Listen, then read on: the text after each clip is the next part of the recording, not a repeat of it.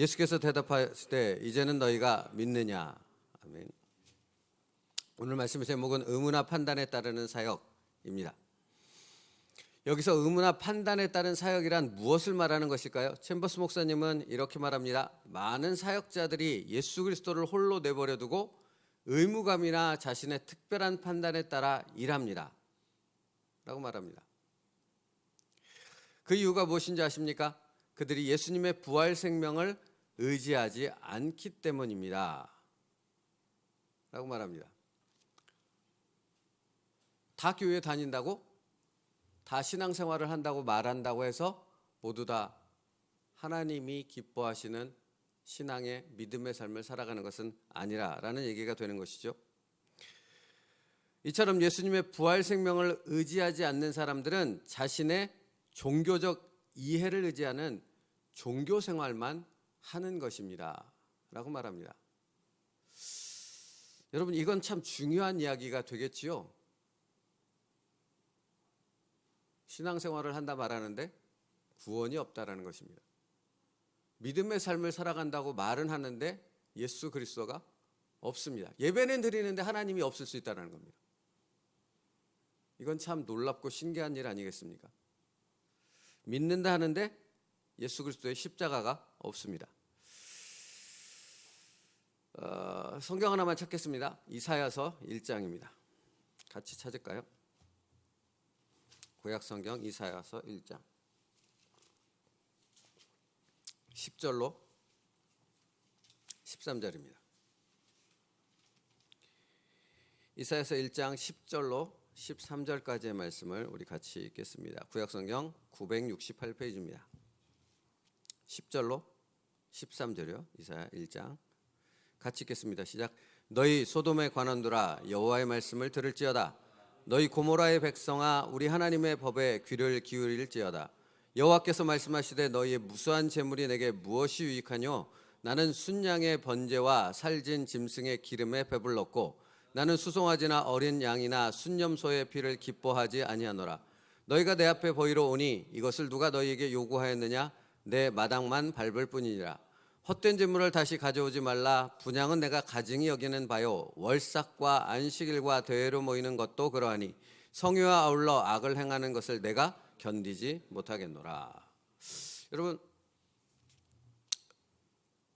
하나님께서 이사야 선지자를 통해 이렇게 말합니다. 너희 소돔의 관원들아 여호와의 말씀을 들을지어다. 너희 고모라의 백성아 우리 하나님의 법에 귀를 기울일지어다. 소돔의 관원들은 누구이고 고모라의 백성들은 누구입니까?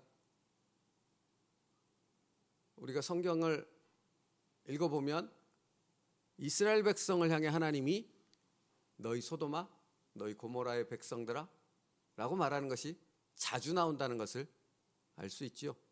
여기 지금 10절에 소돔의 관원들 고모라의 백성들은 바로 이스라엘 백성들, 이스라엘 백성의 종교 지도자들 그리고 이스라엘 백성들을 향해 부르시는 겁니다. 근데 그들을 향해 하나님이 너희 소돔아 고모라야 라고 부르고 있다는 거예요. 여러분, 그러면 이사야 선지자는, 하나님은 이사야 선지자를 통해 왜 이스라엘 백성들을 소돔의 관원들 고모라의 백성들이라고 표현하고 있는 것일까요? 그들의 삶이 소돔과 고모라 백성들과 다르지 않기 때문입니다. 하나님의 백성인데 하나님을 믿지 않았던 소돔과 고모라, 그래서 멸망받아서 유황불로 진멸되어졌던 그 백성, 그 도시의 사람들과 다르지 않기 때문입니다. 그렇다면 여러분, 이들이 저질렀던 죄악이 뭔지 아십니까? 왜 하나님이 이들을 소돔과 고모라, 소돔의 관원들아 고모라의 백성들아 라고 이스라엘 백성들을 부를 수밖에 없었는가 하는 부분을 아시냐 하는 것입니다. 여기서 관원들아라는 히브리어 단어는 캐치네입니다. 이 단어는 결정하다라는 의미를 갖고 있습니다. 그런데 무슨 말입니까? 이스라엘의 지도자들이라고 하는 사람들이 국가의 중대사를 결정했겠지요, 당연히. 그렇죠? 그런데 그들이 국가의 중대사를 결정함에 있어서 하나님의 뜻을 따랐겠습니까? 세상의 상식을 따랐겠습니까? 그렇습니다. 소돔과 고모라는 그랬거든요. 하나님을 찾았겠습니까? 그들이 하나님의 뜻을 따라 모든 것을 결정하는 그런 도시, 그런 국가였겠습니까? 그럼 멸망을 받았을 리가 없지요. 근데 소돔과 고모라는 그렇게 결정하지 않고 그렇게 인간적인 상식, 지식, 경험, 그들의 어떤 힘에 의지하는 그 논리에 따라서 모든 것을 결정하는 것이 당연했죠. 그리고 그 당연한 결과로 하나님을 믿지 않았기에 멸망받은 것 아니겠습니까? 죄악으로 가득 찼던 것 아니겠습니까? 그런데 문제는 이스라엘 백성들, 지도자라고 하는 관원들이라고 표현된 그 사람들이 국가의 중대사를 결정할 때 항상 무엇으로 결정했다 하는 것입니까? 세상의 지혜와 지식과 경험, 세상의 힘의 논리, 돈의 논리에 따른 그것을 보며 그 상황에 따라 결정했다는 것입니다. 무슨 얘기입니까? 전쟁이 났습니다. 전쟁이 났습니다. 강대국이 쳐들어옵니다. 그러면 하나님의 백성은 어찌해야 됩니까? 하나님은 뭐라고 그들에게 말합니까? 어찌하라고 말씀하십니까? 너희는 오직 여호와 하나님만을 바라보라 아닙니까? 맞지요? 히스기야가 그랬던 것처럼. 그런데 수많은 왕, 북이스라엘 왕들뿐만 아니라 남유다 왕들까지도 전쟁이 나고 강대국이 쳐들어오면 어떻게 했습니까? 뭘 선택했습니까? 또 다른 더 강한 나라들을 의지하는 것 아닙니까? 아수르가 쳐들어오면 애굽을 의지하고, 애굽이 쳐들어오면 아수르를 의지하고, 누구를 의지하지 않은 것입니까? 이 중대사를 결정함에 있어서 그들은 누구에게 묻지 않았던 것입니까? 하나님에게 묻지 않았던 것입니다. 왜 묻지 않았던 것입니까? 그들은 이 모든 일을 인간적인 지식과 인간적인 상식에 의해서 인간적인 세상에 믿지 않는 사람들과 똑같은 판단과 기준을 갖고 선택했던 것입니다. 결정했던 것입니다. 그래서 그들을 향해 하나님 뭐라고 부르신다고요? 소돔의 관원들아.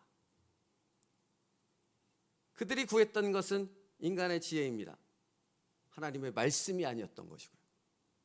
그래서 그들은 소돔의 관원들이라 불릴 수밖에 없었던 것이고 고모라의 백성들이라 불릴 수밖에 없었던 것입니다. 여러분, 그런데 중요한 건 그렇게 모든 일들을 어떤 인간의 지혜와 인간적인 수단과 방법을 쫓아 그런 삶을 사는 사람들이 하나님 앞에 제사를 드리는 것은 멈췄을까요? 계속했을까요? 11절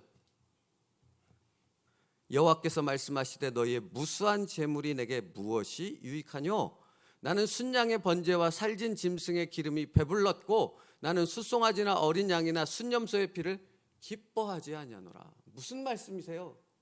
너희가 삶은 나는 나하고 전혀 관계없는 삶을 살고 국가의 중대사를 비롯해서 너희의 신앙의 삶을 살아간다고 말하는 모든 시간들은 나와 무관한, 말씀과 무관한, 하나님과 무관한 삶을 살아가면서 어찌 너희에 드리는 제물이, 어찌 너희가 드리는 제사와 예배가, 내가 받는 예배가 제사가 될 수 있겠느냐라고 묻는 겁니다. 여러분, 이건 정말 당연한 이야기 아닙니까? 이게 어떻게 어려운 얘기입니까? 근데 그렇게 살았다는 것입니다. 이스라엘 백성들이. 사랑하는 성도 여러분, 우리는 어떠하냐라는 질문이 여기서 마땅히 나올 수밖에 없지 않습니까? 예배는 드립니다. 나는 신앙인이라고 성경책을 끼고 다닙니다. 그리고 당신의 종교가 뭐예요? 물었을 때 나는 기독교입니다. 나는 목사이고 나는 장로이고 나는 집사입니다. 라고 얘기는 한다라는 것입니다. 그런데 그들의 삶은 하나님의 말씀과 관련이 있느냐라는 것입니다. 하나님께 묻느냐라는 것입니다. 하나님이 뜻하시는 바를 생각하고 당신의 삶을 결정하느냐라는 것입니다. 여러분, 지금 한국교회가 무너져가고 있는 그 구체적인 이유를 반증하는 원인들을 너무나 쉽게 찾을 수 있지 않습니까? 목사가 하나님의 말씀을 전하지 않습니다. 신앙생활 수십 년 했다고 하는 장로들과 집사들이 그들의 삶 속에서 하나님을 찾아볼 수 없고 하나님의 말씀의 뜻에 따르는 순종의 모습을 볼 수가 없습니다. 대표적인 예가 있지 않습니까? 우리가 늘 얘기 나누는 거예요. 자식이 고3이 됐습니다. 왜 교회에 나가? 왜 교회 가서 봉사해? 주일날 하루 종일 주일날 교회에 있다는 게 말이 되냐? 그래가지고 어떻게 대학에 붙겠고, 그래가지고 어떻게 좋은 직장을 가질 수 있고, 그래가지고 어떻게 성공할 수 있겠느냐? 강단에서 말을 하는데 세상의 성공을 얘기하고 세상에서 어떻게 성공하고 부를 누리게 될 것인가, 그것을 강의합니다. 돈 버는 법을 가르치겠다고 말합니다. 기가 막힌 얘기가 뭔지 아십니까? 어리석은 목사들이 성도들한테 헌금하는 것만 강조한다고 얘기합니다. 그러면서 그렇게 말하는 분이 뭐라고 말하냐면, 그래서 자기는 돈 버는 법을 가르치겠다고 합니다. 이게 무슨 이건 말도 안 되는 얘기 아니겠습니까? 하나님이 돈 버는 법을 성경에 써놨습니까?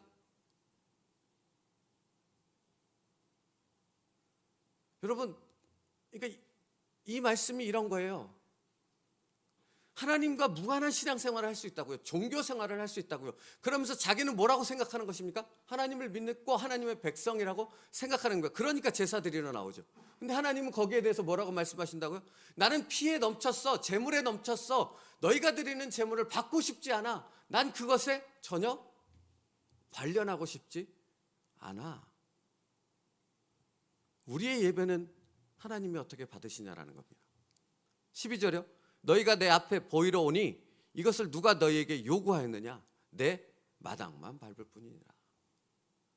너희가 나를 예배한다고 말하는데 너희가 드리는 그 예배를 받는 사람이 도대체 받는 존재가 누구야? 나는 아닌데? 너희가 지금 예배 드리러 왔다고 말하지만 너희가 예배 드리는 그곳에 나는 없어 라고 말하는 것입니다. 여러분, 이것만큼 심각한 말씀이 어디 있습니까?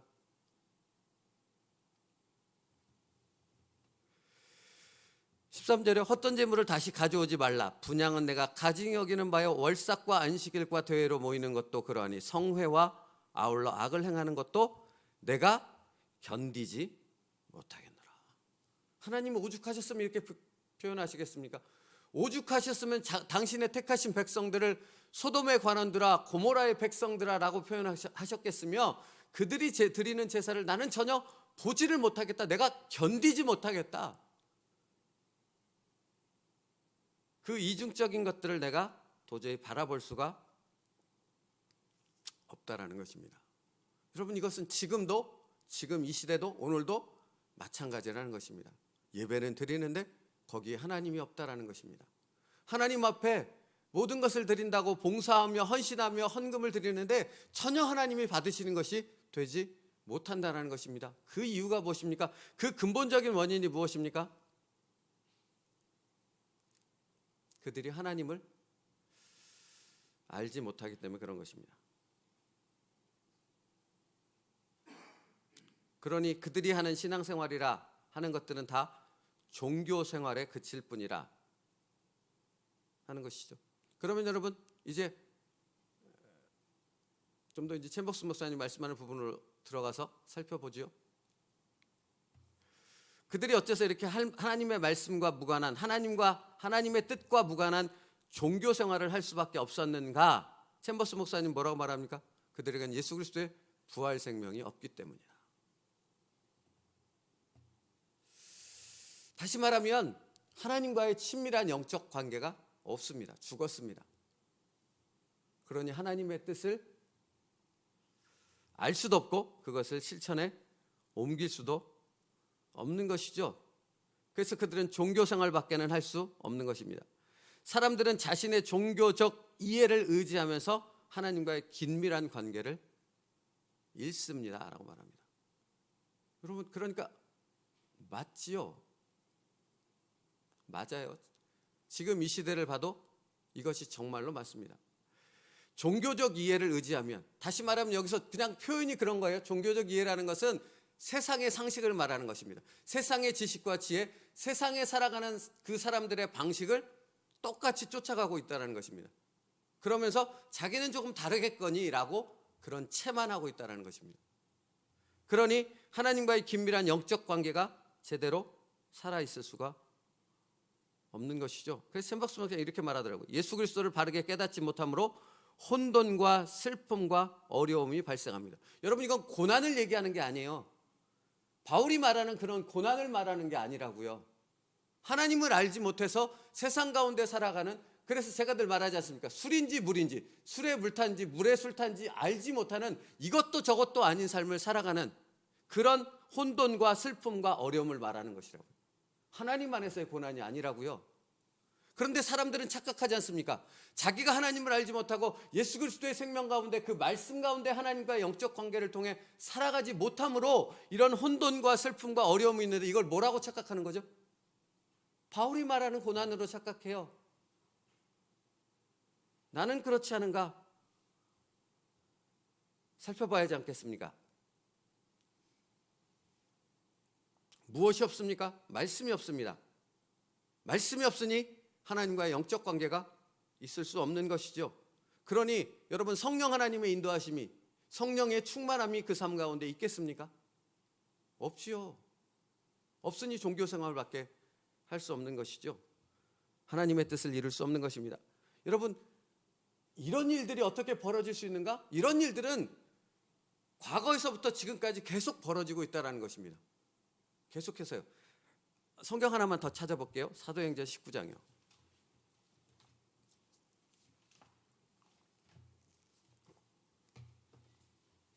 사도행전 19장 2절로부터 6절이요.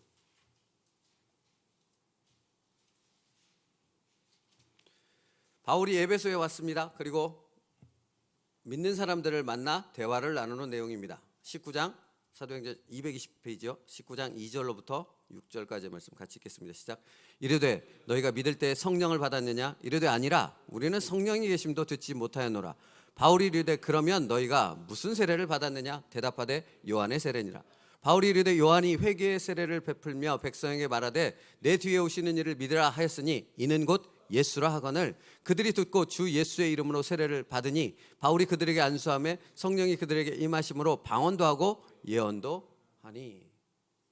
여러분, 믿는다고 하는데 성령이 누구신지를 알지 못합니다. 성령의 세례를 받지 않았습니다. 성령의 인도하심을 따라 신앙의 삶을 살아가지 못했다라는 것입니다.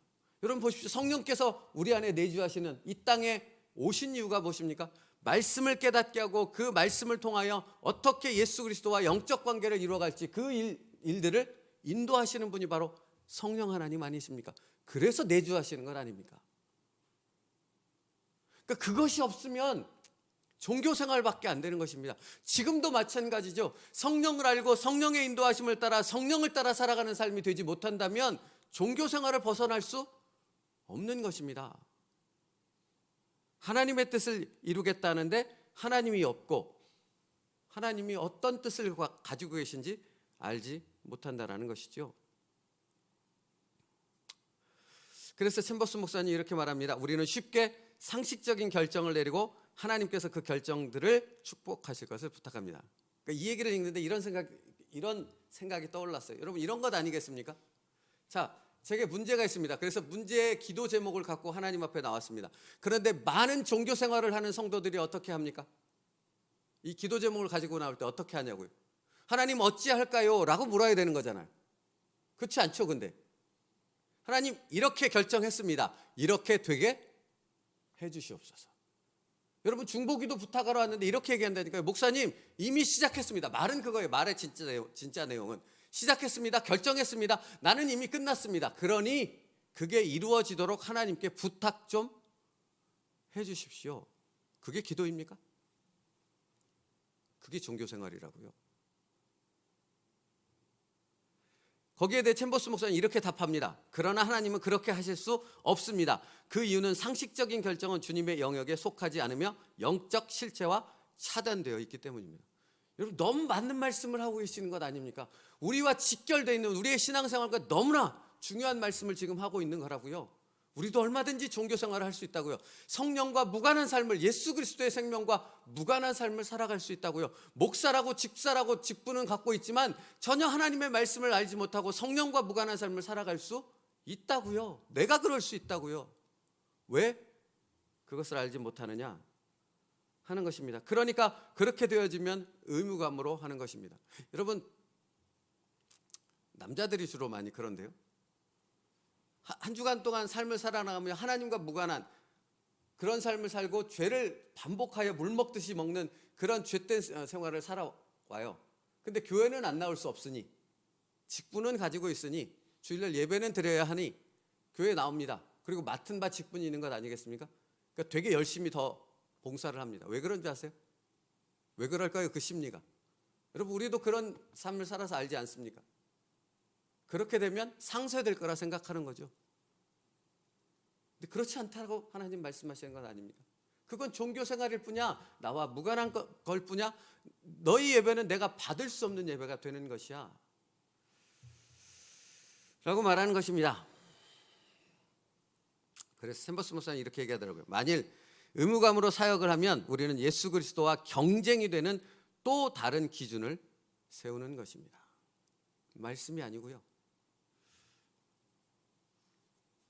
그리고 이렇게 결론지어 말씀합니다. 우리는 양심의 빛이나 의무감으로 살라고 부름받은 것이 아닙니다. 주께서 빛 가운데 계심같이 우리도 빛 가운데서 걸으라고 부름을 받은 것입니다. 우리가 의무감으로 뭔가를 할 때는 그 일을 왜 해야 하는지 따질 수 있습니다. 여러분, 이 말이 되게 중요한 말이에요. 우리가 종교 생활을 하고 있으면 끊임없이 따집니다. 왜 교회가 이렇게 하는가? 왜 목사님이 저렇게 하는가? 왜 이렇게 가야 되는가? 왜 순종해야 되는가? 왜 이걸 우리가 해야 되는가? 왜 우리가 이렇게까지 해야 되는 거야? 하는 끊임없는 의문이 우리 안에 떠오른다고요. 그러니 다툼과 싸움만 나는 거죠. 당파만 생기는 거죠. 근데 뭐라고 말합니까? 잼버스 목사님, 그러나 주께 순종하기 위해 무엇을 할 때는 논쟁하는 것이 불가능합니다. 바로 이러한 이유 때문에 성도들은 쉽게 조롱을 받습니다. 정말 하나님의 뜻이라면 논쟁이 필요 없는 것 아니겠습니까? 순종하는 것만 필요한 것이죠. 여러분, 교회가 돈을 모아서 안정되게 뭔가를 지내게 됩니까? 연초에 예산을 이렇게 예산 계획이라고 하나 하여튼 계획을 딱 짜고 그 계획이 딱 맞았는지 나중에 결산을 해야 됩니까? 그게 교회입니까? 아니라고 봅니다, 저는. 그건 돈에 따라 움직이는 기업하고 똑같은 것 아니지 않습니까? 똑같은 방식을 취하는 것 아닙니까? 하나님의 뜻이 무엇인가를 생각하고 그 뜻을 위하면 마이너스가 되건 플러스가 되건 그게 문제입니까? 하나님의 뜻을 이루는 것이 우선이지요. 여러분의 삶이 그러하십니까? 말씀 마치겠습니다. 베드로전서 2장 9절에 그러나 너희는 택하신 족속이요 왕같은 제사장들이요 거룩한 나라요 그의 소유가 된 백성이니 이는 너희를 어두운 데서 불러내어 그의 기이한 빛에 들어가게 하신 이의 아름다운 덕을 선포하려 하심이니라. 이게 예수 그리스도의 십자가를 통해 우리에게 주신 구원입니다. 은혜입니다. 우리가 어떤 삶을 살아야 되는지를 분명히 말씀하고 있는 것이죠. 말씀 마치겠습니다. 주님이 십자가에서 죽으신 것은 우리에게 종교 생활하라고 죽으신 것이 아닙니다. 성령의 인도하심을 따라 진정한 하나님의 뜻을 이루는 믿음의 참 신앙생활을 하라고 우리를 구원하시고 우리를 이 자리에 세우신 것입니다. 그러므로 여러분, 종교생활이 아닌 성령과 깊은 영적 교제를 통해 바른 신앙의 길을 걸어갈 수 있는 저희가 될 수 있기를 간절히 소원합니다. 기도하겠습니다. 살아계신 하나님,